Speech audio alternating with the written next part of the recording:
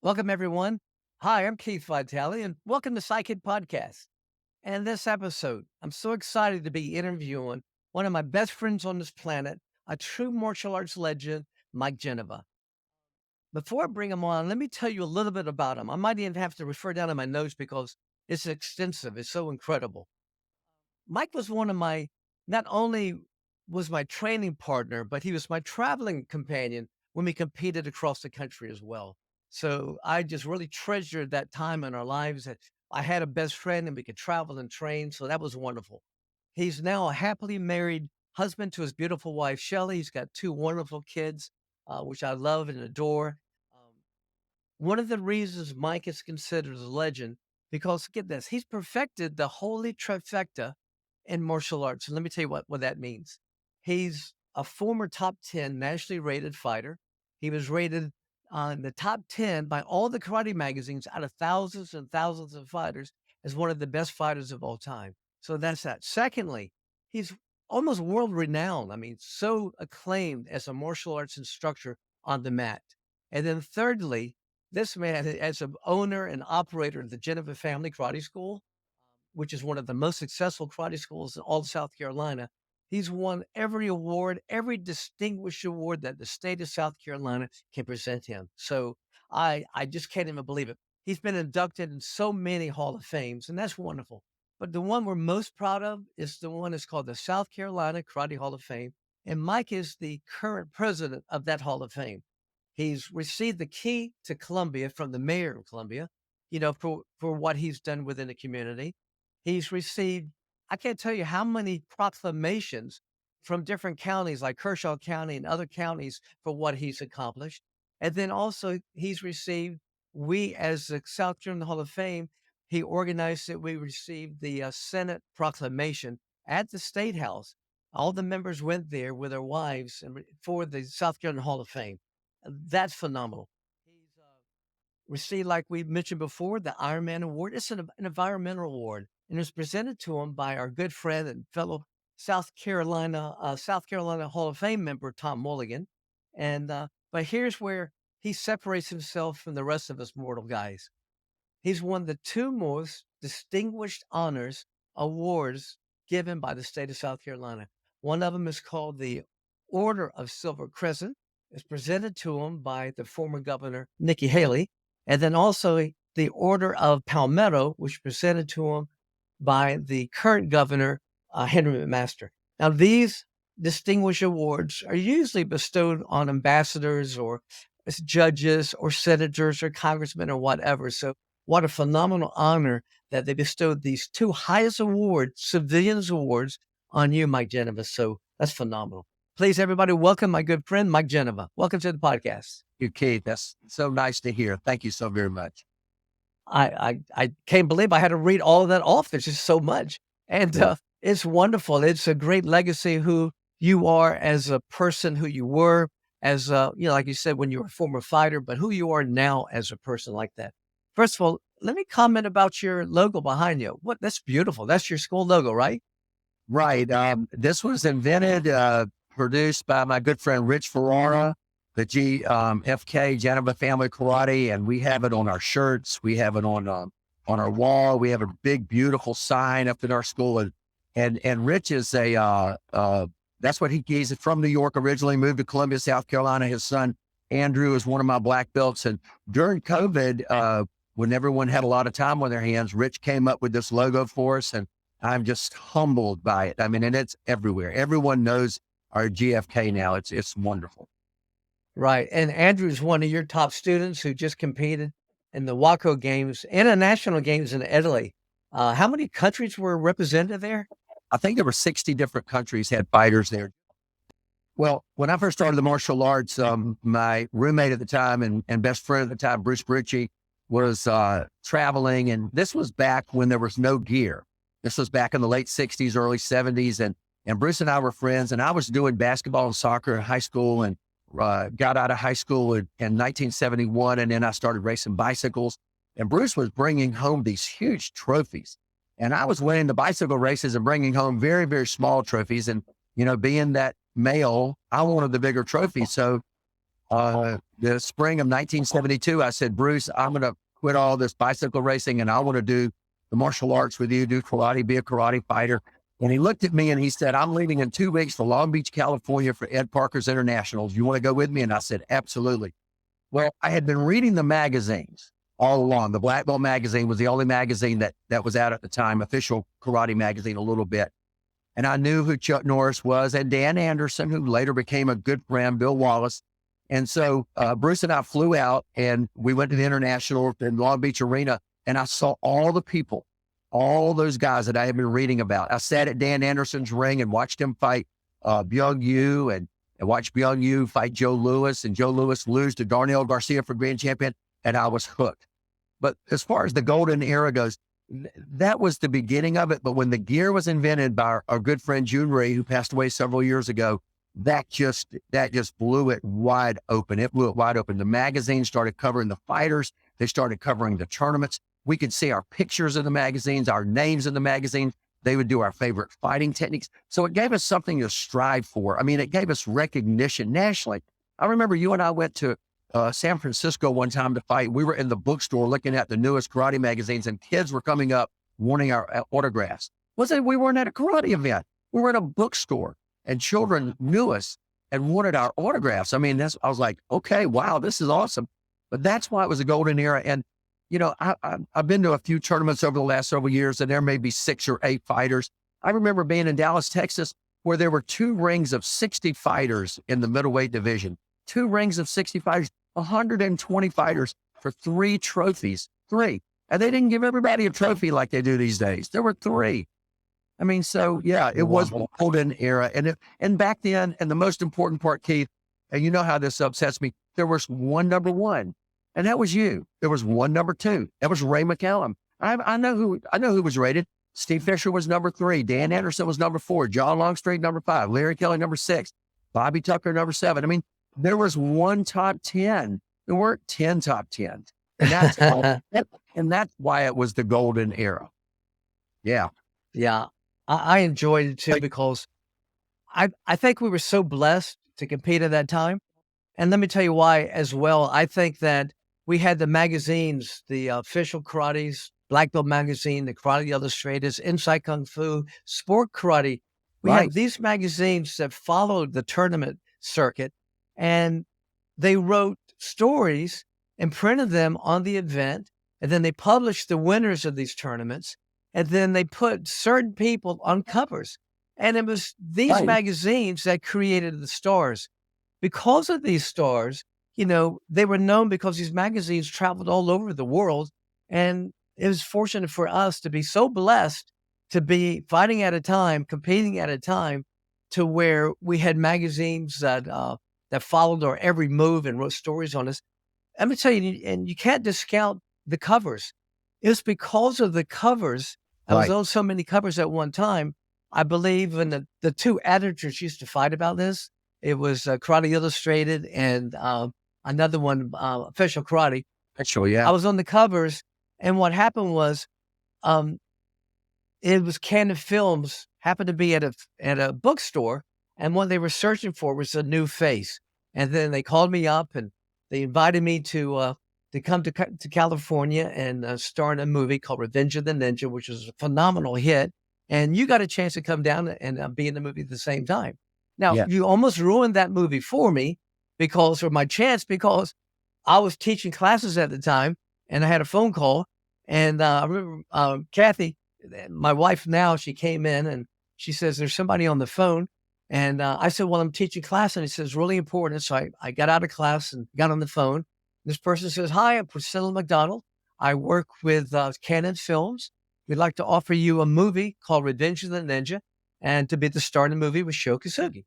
And I remember smiling, and I said, well, great. I said, tell Mike Genova to kiss my ass, and I hung up the phone. So I go back, because Mike was always you always pulled the stunts like this. You always did.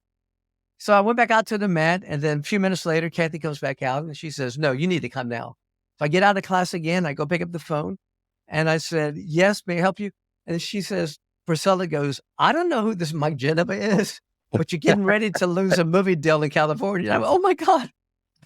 So anyway, I It was because of the covers.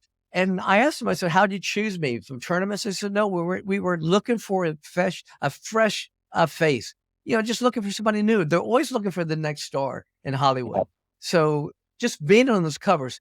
So how blessed were we to have stories written about us, have these magazines follow us on this tournament circuit, put us on covers, and then create the stars that, even today, a lot of people know who we are because of these magazine covers.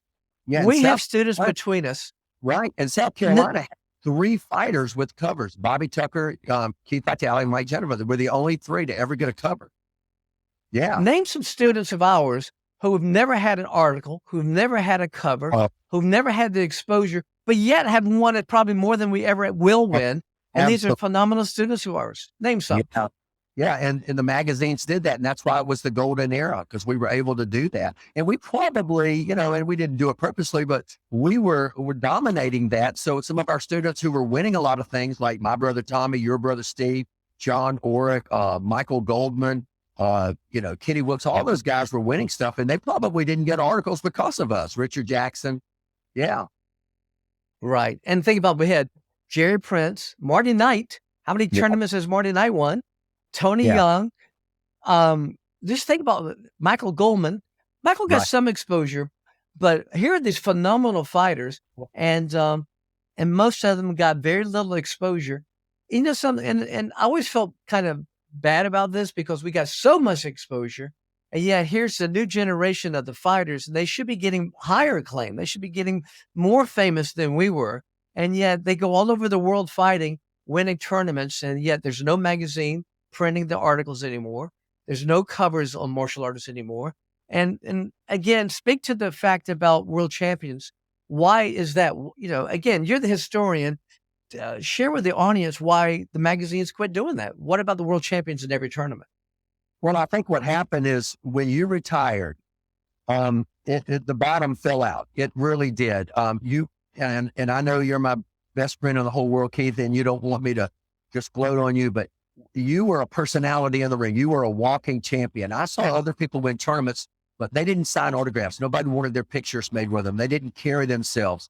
I mean, you did that. You were the face of tournament martial arts from the early 70s all the way through the mid 80s. I mean, you fought at Madison Square Garden where Rocky Marciano and Cassius Clay fought. I mean, think about that. I mean, other martial artists weren't invited to do that. So when you retired, I think for a few years, Ray McCallum and John Longstreet and Robert Harris, Jimmy Tabares and Al Francis, some great fighters, they were carrying the torch for a short while. But then so many tournaments popped open that called themselves national champions, world champions, super grand world champions. So we had so many champions that you could go into a tournament and they would introduce 30 world champions. But again, Bill Wallace is scratching his head going, do what? Jeff Smith's going, wait a minute. And so now there are just so many, but Bill and Jeff are so humble about it. They don't care, but it bothered me because, Bill Wallace and Jeff Smith and Howard Jackson and Chuck Norris and Joe Louis, they were world champions when we were coming up. And then, we took that torch, and then after that, they just gave it out too quickly. And it's very disappointing to me. And I think that's what happened to it.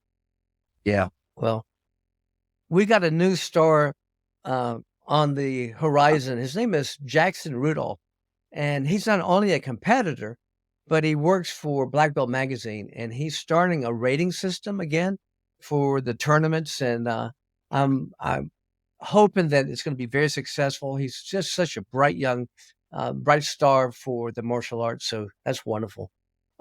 Let's talk a little bit about your competitive days. When you first started taking martial arts, who were some of your role models and people you worked with that really molded you? Well, I think it was the people around me in the school, which would have been Bruce Brucci and Pete Manchi and Andy Seltzer, Howard Vanderbeck, you. And then we had a tournament and Duhan Kim came from Atlanta. And I remember him beating, everybody at the tournament. And I went, okay, well, these are people that, I want to beat, people that I want to train with, people I want to, see what I can learn from. And so that's what it was. And then in 1973, went to the Battle of Atlanta, and Joe Corley, who was a great promoter, he had his tournament of champions, and they lined up like the who's who from the magazine with Everett Eddy, Jeff Smith, Howard Right. Jackson, Bill Wallace. I mean, all the great fighters were there, all 16. I have a film of it. And Howard Jackson beat Jeff Smith in the finals, and every fight was close. Every fight was phenomenal. So we went back in 1974, and the same exact fighters were there, and they fought different people. And again, Howard Jackson beat Jeff Smith in the finals. And that was just it. I remember telling you at the time, and other people around me kind of snickered, but I said, Keith, that's going to be you and me on that floor. And that was in 1974. And in 1977, you and I were on that floor in the Tournament of Champions. And we did that in 77, 78, 79, and 1980. So for 4 years, you and I made the Battle of Atlanta Tournament of Champions. And along with that, my brother Tommy, your brother Steve, Michael Goldman made it 1 year. So yeah, but you and I made it for 4 consecutive years, and you won grand champion of the Battle of Atlanta for 2 years, just like Howard Jackson, which, I think those are probably what inspired me the most at that particular time. That's wonderful. So what do you think about the full contact match? So you excelled in martial arts and tournaments, and you were going along great. And then there was a pivotal time in your life that kind of changed your life and put you on a path. And I think you leaped forward because of this. Talk about the full contact match when it first got originated with Joe Corley at the Township Auditorium. Well, it started in California when Bill Wallace won the middleweight, Joe Louis won heavyweight, Jeff Smith won light heavy, and Howard Jackson lost and in the lightweight division. And we watched it. Everyone in the martial arts watched it on network TV. And Joe Corley, he actually told me one time, he's in Atlanta. He said, I'm going to try it in Columbia, South Carolina first. And that's what he said before he brought it to his hometown. And he rented our biggest auditorium at the time, Township, which holds a little under 3,000. And he literally sold more tickets than they had seats. It was standing room only, which they don't allow these days because of fire regulations. But I fought Sam Chapman, who was the number 1 rated middleweight in the South. You fought Bobby Tucker, the number 1 lightweight. Bruce Britchie fought Keith Hayflick, who was a former boxer who learned some kicks and was a karate guy at the time. And Jerry Rome later became a heavyweight champion. He fought Frank Wood from Atlanta. And that was the 4 fights. And it was a phenomenal night. I won a knockout over Sam, and you beat Bobby Tucker. And the reason that I'm saying that was a pivotal point, had I lost that fight that night in front of all of those people that knew me in Columbia, South Carolina, I probably would have never continued my karate career. It was before I had my school by 1 year. I probably would have just not done it because everyone would have seen me do that. And then to open up a school would have been very difficult. So I think it was a big pivotal point in my career. I agree. And the same for me too, because we both fought that night, like you said. And what I loved is I had my instructor, John Roper, was in my corner. He was in my dressing room, and then you too. And when I got to the ring, it was the first, I had never seen full contact before. I didn't see the first fights, and it was the first one on the East Coast. So I didn't know what full contact was about. And so here I'm stepping into the ring to fight Bobby Tucker, who's the fastest human being alive on this planet. Nobody's faster than Bobby Tucker, more talented than Bobby Tucker. And thank God you were in my corner because you gave me such good insight and good tips. At the end of the first round, I got dropped one time, and Bobby Tucker hit me with a red hand. He took me down, and I got back to the corner. And I remember looking at you, and I said, Mike, what's he hitting me with? I didn't even see it. And you're so analytical at that time. And I mean, you're such a smart fighter. You said, Keith, you're sliding up. And every time you slide up, he's stepping inside with his ridge hand and he's hitting you. Quit sliding up. And so I stopped sliding up and changed sides and just changed everything that I was doing at that time. And fortunately for me, I won my fight. And then I was in your corner for your fight with Sam Chapman, Sam was the toughest fighter on the planet at the time. Right. And Sam is Bobby's instructor. So here you go. You got this toughest fighter with the fastest fighter, and they're fighting us, and Right. they were supposed to beat us and knock us out. And we kind of turned the tables on both of them. And Thank it was a goodness. feather in our cap, but Yeah. thank goodness. But it did. Every family member was there. All of our friends that we knew from high school and college were there. Place was jam packed. And I just think that if we had lost that day, it might have changed our lives a little bit. So Well, I'm well, Keith, so that may have been glad my we won it. well, that could have been my pivotal moment, but I don't think it was your pivotal moment. I think yours was in the Battle of Atlanta. And we went, and it was the first time we had taken you to the Battle of Atlanta. Bruce Brucci and I convinced you to go, and you were fighting in your division, and you were down 4-0 with seconds left to go in the match. And at that 10 time, seconds. and Joe Corley had a special point system that one year that if you were in the air and you did a jump back kick that landed on the head, you got 4 points. And you did that in the last 10 seconds and tied it up and then ended up winning, I believe, with a back fist, if I'm correct, and won your first fight. And then you went on to beat top 10 fighters, Ken Dallas and Larry Carnahan and Mike Coles, and lost to Bobby Tucker in the finals. Am I correct on all those fights? Exactly. I was overwhelmed because it was you and Pete Manchi and Bruce Brucci convinced me because I was tribal myself. I was in taking karate at the University of South Carolina under John Roper, and I was really only going to most of the time Taekwondo tournaments. So you guys encouraged me to go to this open tournament, and I said, "What's an open tournament?" Had no clue, but you guys, you were so supportive, and you said, "We think, Keith, that you can do well by going to a national tournament." So I went in, and then the Battle of Atlanta, phenomenal. I think it was Georgia Tech It, basketball court, thousands of people there. And I just had never seen thousands and thousands of fighters. And I know my first fight, like you said, this guy just whipped my fanny. He hit yeah, me and hit me and hit me and beat me. And he was more advanced than I was at that time. And apparently I was sliding up a good bit too. And I just remember going, man, this guy's just so good. And when the judge said 10 seconds, I remember jumping up, hitting him with a jump spinning back swing kick. I hit him in the head. The score's 4-4. And then the next point, I scored with the back fist, and then I won. Well, that was probably the best fighter I'd ever seen in my life was that guy. So anyway, I continued to fight and fight and fight. And like you said, at the end of the match, I lost to Bobby Tucker, was seated. So he hadn't fought. I had fought 8 fights.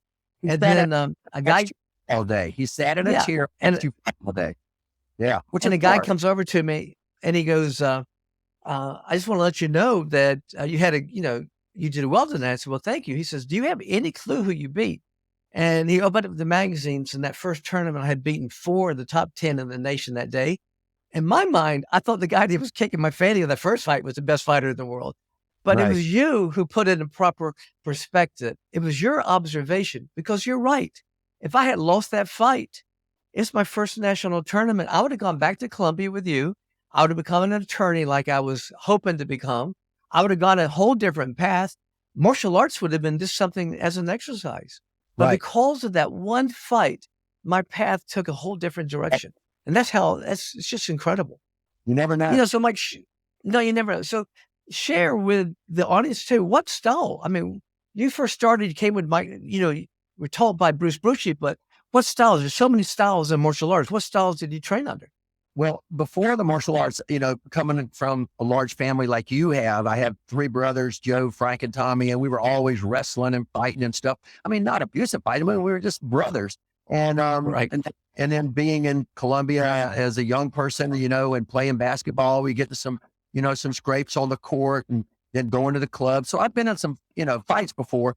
And so when I started martial arts, it's an Ishin-Ryu style. The stance was very, very wide and the hands were down and there was no movement whatsoever. And I'm questioning it from the very first day. I mean, that's not how you fight. And so I went into a martial arts school, Barcoach Karate School, after Bruce had been working with me some. And I fought 3 or 4, of his color belt, blue and green belts people. And when I fought him, I didn't have any trouble with him. And they ended up fighting a guy named Jimmy Jones that day. He was a brown belt, good friend of mine now. And Jimmy just tore me up. And so I said, okay, so I didn't like that style of standing still with my hands down. I wanted to get up and fight. So that's when I started, saying, okay, I don't want to be stuck to a style. And that's where it all started, not wanting to be stuck to a style. So, of course, we later on hired Bill Wallace and he came and spent weeks with us and trained us. And Bill really didn't have a style. I mean, he had, a little bit of a variation of lots of things. And that, I don't know what style you would say I am. I'd call it American style because you incorporated anything that you saw that you could pick up from other people, and you put it in your fighting regimen. And you were such a smart fighter. And one of the things you would do, you created the circle kicking. Talk about that. We go to tournaments and how you created that. Well, we did it in the school first, and you were a part of that too. We would just make a circle and we would be real informal, and I would kick, to my right, you would kick to your right. We would block, and then we weren't trying to really score. We were just warming up our kicks. Instead of hitting a target or a pad or in the air, we were kicking at each other. And then we would go to the left and we would do different kicks. And so when we got to tournaments and I was becoming nationally known, and they had my favorite fighting techniques in the magazines and people were watching me, I didn't know anything about other fighters if they knew about me. And so I wanted a little insight on how they fought when we would go to Minnesota or Oklahoma or Texas. So I would get out into the area, and I would actually go to the tournament director sometimes and have them call the division up a little bit early so we could meet and warm up. And I would get up and I would start that circle kick. And then once I got it started, I would sit down and watch them and see what the fighters in my division were doing. And, Dan Swenson from Colorado, Mark Hurst from Kansas, Terry Norbloom from Minnesota, all these guys, I ended up fighting all these guys. I mean, they were gunning for me, but I'd never seen them fight. So this gave me an opportunity to get them up, kicking in a circle, and then watching them. And, they never figured it out, but it was all good because I beat them all. But, and I don't think, and I don't mean that, arrogantly. I just don't know if I would have been able to do as well, not knowing what they had. But by the time I fought them all, I saw everything they had. So that's the kicking circle.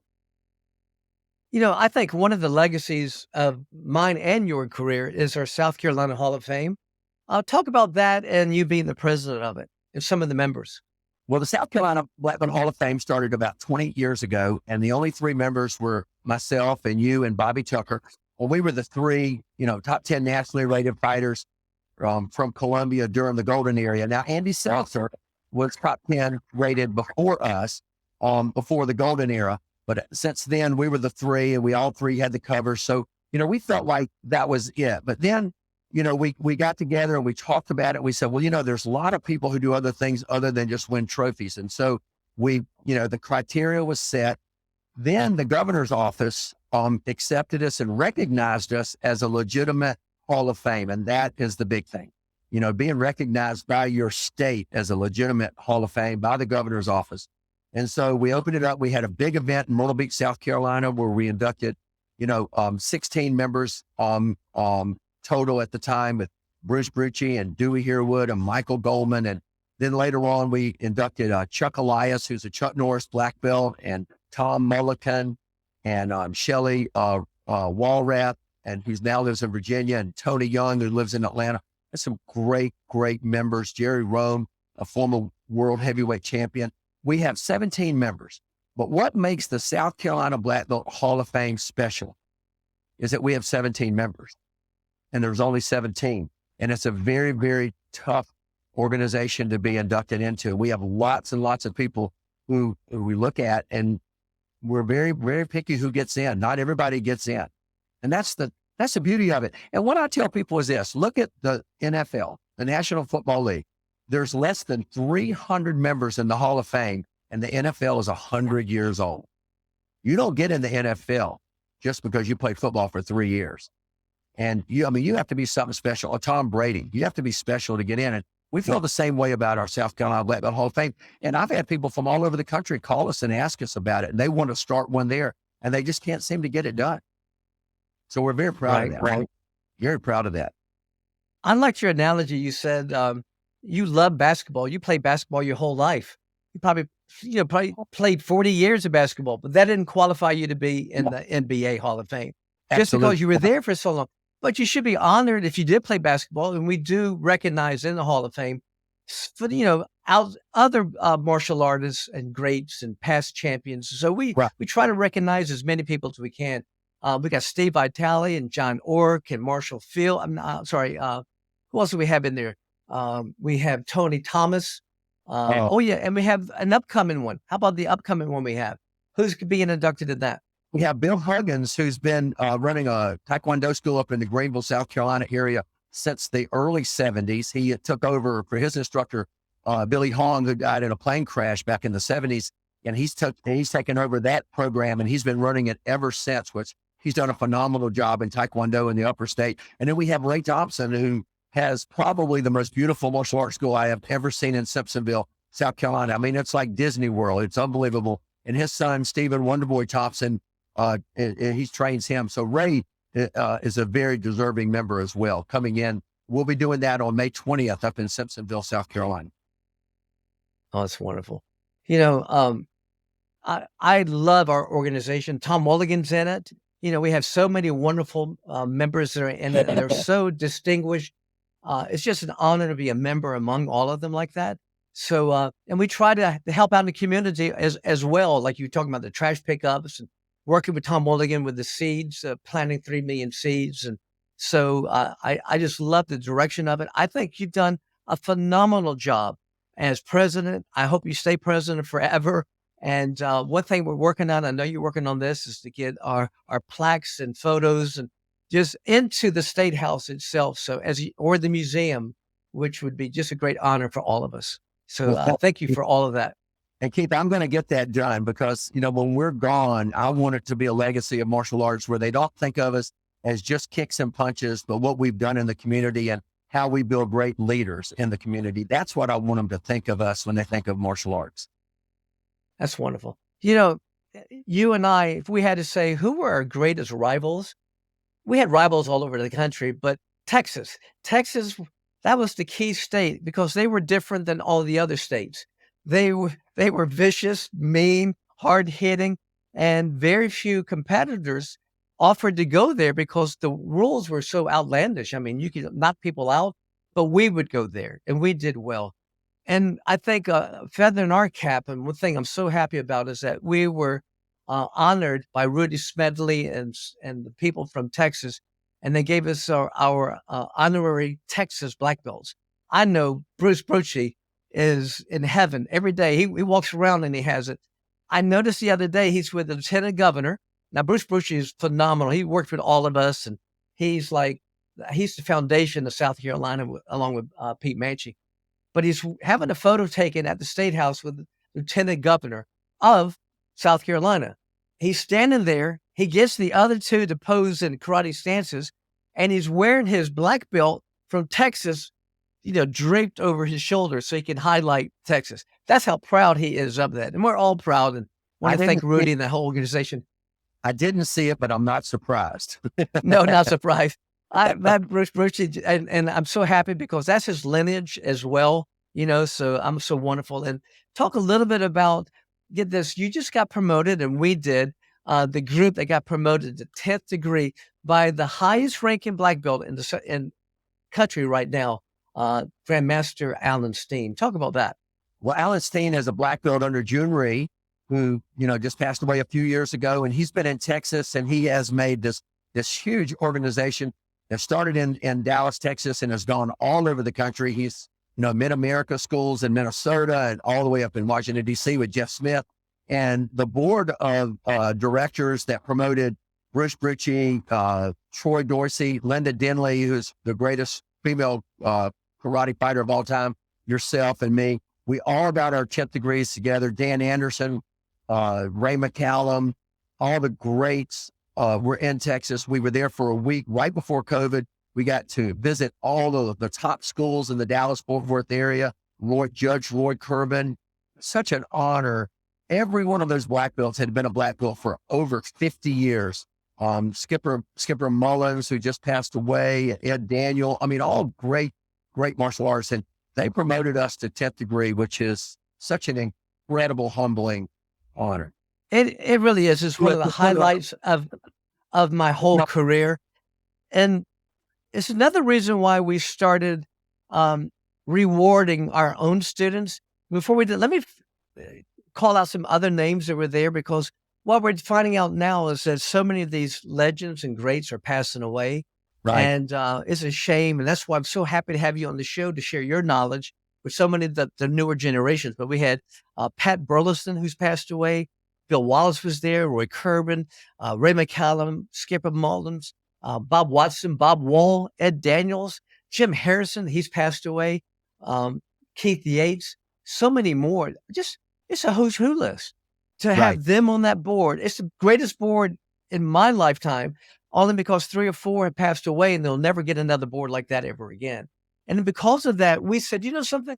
Let's go ahead and pay homage to our own students and people. And I started with University of South Carolina and my people, and I started giving out degrees and honor them for their service and loyalty to the martial arts. And then we all met at your karate school, and we had a phenomenal gathering. Talk about that. Well, we call it the gathering, and we stopped it a couple of years because of COVID. We had it last May. We had 200 former black belts that came, and we gave out 25, awarded 25 people their 5th degree black belts that had started in the early 70s and had been here all through it in the martial arts. And really, if it weren't for those people in the beginning with us, we wouldn't have gotten to the point we had. Those were our training partners that, Felix Snoddy and Tony Bell, they traveled with us, they fought with us. They didn't achieve what we'd achieved, but we couldn't have achieved without them. And it was just wonderful to be able to award them. And Bruce Ritchie and yourself and I are on the Hyde board. And Tony Thomas got his 8th degree black belt, which he deserved. Bruce Hancock is one of our black belts. He got his 8th degree, and he's been the head of the South Carolina Law Enforcement Academy, which qualifies every law officer in the whole state of South Carolina. They cannot wear a badge without going through his program.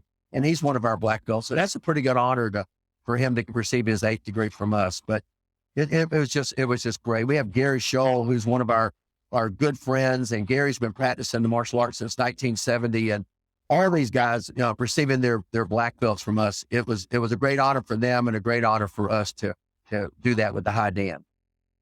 It's so great to be passing on and rewarding others. You and I, we're very, very fortunate. We competed during the magazine era, so we got our covers. You've been on covers.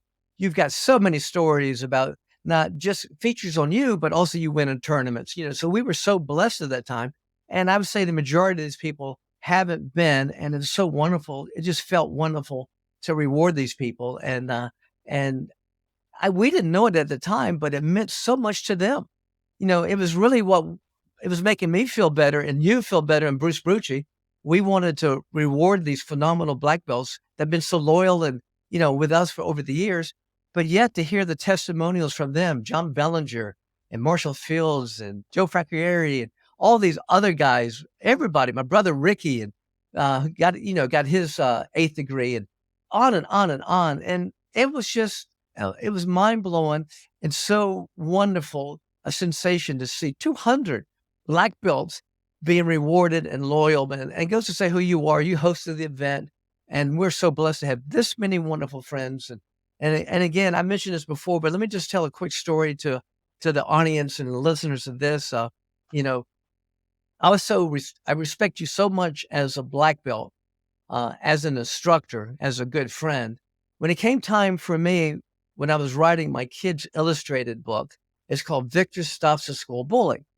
And it's an illustrated book that I co-wrote with my 10-year-old grandson, Sam. One of the highlights of my life. I just love having a book out there. And so I had to get it illustrated, and I needed a character, an instructor, a cartoon character in the book who's going to guide Victor throughout the story in the book. Instead of choosing myself, I chose you. You are the instructor in that book. You did it. It's wonderful. I've got such great feedback, and the books were in all over Amazon and schools, etc.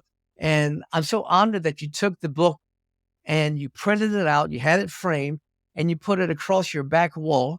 And I encourage and recommend, if anybody listening to this, you get a chance to visit Columbia, drop by, say hi to Mike Genova, and walk around his school. It's more of a museum. Just walk around and look around and go, who could have won all these awards? You know what I'm talking about? I didn't say one time that you're 10 times world champion or 25 times world champion. I didn't say you won 800 tournaments.